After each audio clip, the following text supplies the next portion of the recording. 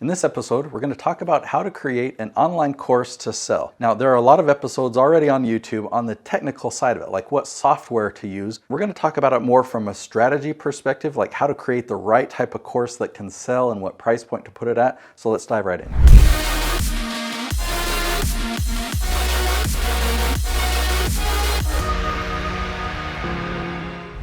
So just to give you a heads up of what to expect in this video, we are going to talk about the course, the price points, like how to create it, how to create a course that people will buy, that they will get value from. We're going to talk about what you can do to sell your courses for a higher price point. We're going to talk about how you can market and one of the best places you can get leads of people who want to buy your course. And I'll even share with you a story of a course that we launched and we made 6 figures in the first month. In a previous video, we talked about outlining a book. And in a similar way to the book, in your course, you want to kind of map out this journey of where you want to take people. And I'd say this is even more important for a course because people are paying more, they've got more invested, but that actually means that they're more committed. They want to get the results, they're going to take action when they go through a course. Like, that's the hope, right? So if you can map it out, like, okay, what do they do first? What are they going to do next? And what's going to lead them to getting that result? So think about it in a few different ways. Like, first, what will they learn? Like, what do they need to learn? And by the end of the book, what will they know? And what assignments will you give them throughout? Okay, so think about all the assignments. Do you want them to do one assignment each week?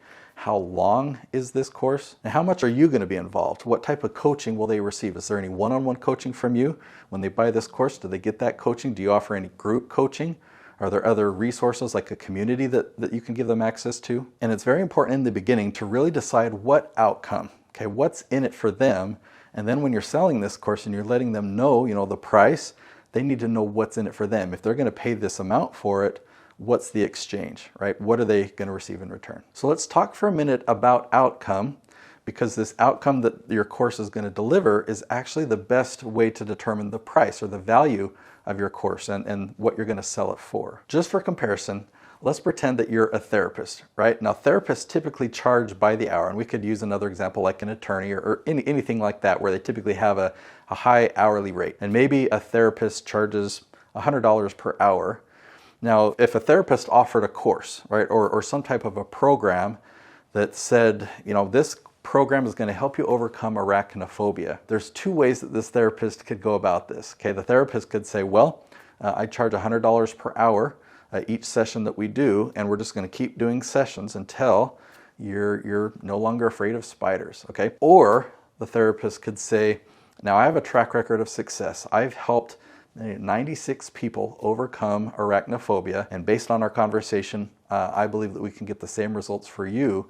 So I have a program. The program costs $8,000, and by the end of this program, you'll be free of this fear of spiders. Now, it's not based on time, it's based on the outcome. If you break it down by hour and how much time, kind of the features of this program, that means that we're going to be having a weekly session for however many years to add up to $8,000. It's going to be hard for the client to accept that price point. And I just made up these numbers, but in their mind, if they are so wanting to get rid of this arachnophobia, they so want to overcome it, and the price point, $8,000 that I made up, if that's worth it to them, like, yeah, it's going to change my life, and improve it so much more, then the outcome is where the value is, and that's where the price point can be set. Okay, the next thing we're going to talk about with your course is how to deliver it. There are a lot of other videos on YouTube that talk about different software that you can use to deliver it. And, we tend, as business owners, we tend to really stress about it and want it to be perfect. It's really just a concern for us, though. Our clients just want to receive the content. If it's a video-based course, they want to be able to watch a video, and you could do that on YouTube. The point I'm trying to make there is it's more important to focus on the outcome, the journey that you're going to take them on and the results that they get, more than just the platform and making it look flashy or making it appear professional. Just actually help them get results. I also think it's always a good principle or practice to over-deliver. So when you present this to them, when they purchase the course, they have certain expectations of what's going to happen. And if there's other bonuses that you can include or other things that you're going to provide and over-deliver, that'll help for a happy client. Now, in many cases, you might have something to offer them that is above and beyond a course. Now, I certainly do. I have done-for-you services where a course is more of a DIY. So in your course, when you're teaching different principles, I suggest talking about your clients, talking about these done-for-you clients or these clients that you help with these higher offerings as a way to teach. You can say, yeah, when I was working with my client Michelle, this is something that we did and we really helped her get results. And so you can talk about it that way in your course, so that throughout your course you're planting seeds and letting them know that you do help people in a bigger way. Now, many of my clients have courses to sell, and that's why they kind of choose me to help them, because I have the best YouTube strategy that finds these people that are looking for courses. And I've even written a book about it. It's called A Hero's Guide to Influence on YouTube. It's a strategy about using YouTube to organically generate leads. And these are like referral quality leads. And when you talk to them on the phone or on Zoom, they basically have their credit card in hand wanting to work with you, and it's a perfect place to sell courses. Now, I have a gift for you. I want to give you my book for free. As long as you cover the printing and shipping cost, and then no margin on top of that. You can find this on Amazon, but you'll pay the full fee there. If you go to natesyoutubebook.com, you'll see the pricing for both paperback and hardcover. It's a little bit more than I was hoping, because I made them full color on the inside. It's an amazing book. I put 2 years of work into this, but I want to give it to you for free as long as you cover the costs. natesyoutubebook.com. I'll see you there. I thought I was done with the video, but I realized that there's 2 more points that I wanted to share. One was the story about this 6-figure month that I had, and I also want to talk about, like, you can experiment. You can start with a low-priced course. Now, a friend of mine, he's very successful in business and as an entrepreneur, and he's got a teenage son. And I learned that his son created a course and charged $9 for it. And I thought that makes a lot of sense. The course was on entrepreneurship for teens.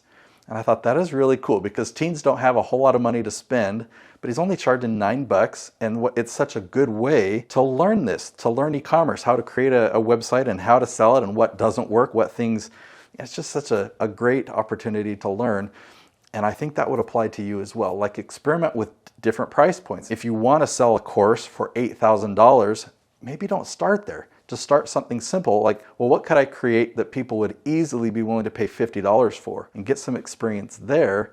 And then you'll have a better idea of, okay, that's the value that they got there. If I want to be able to sell a course that's worth $10,000, what would I need to put into it? Now, going back to the YouTube strategy, I was helping a client who teaches real estate investing. We were building a massive following on YouTube, and he had done-for-you services, but he didn't have a course. And people kept asking, hey, can I work with you? Hey, do you have any programs? Hey, can I get some coaching from you? And I kept encouraging him, create a course. They want to buy a course. And he wanted people to travel out to his state to attend his events, because his 3-day events were transformative. And by day 3, people wanted to sign up for his coaching programs.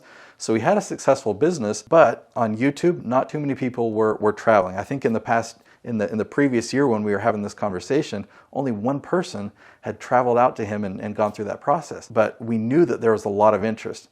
So it took him about 6 months. He was a procrastinator in creating his course. But as soon as he launched it, it had a $1,000 price point. He sold over 100 of them. So in 1 month, he made over $100,000. So I guess that could be another plug for my strategy. You got to get this book.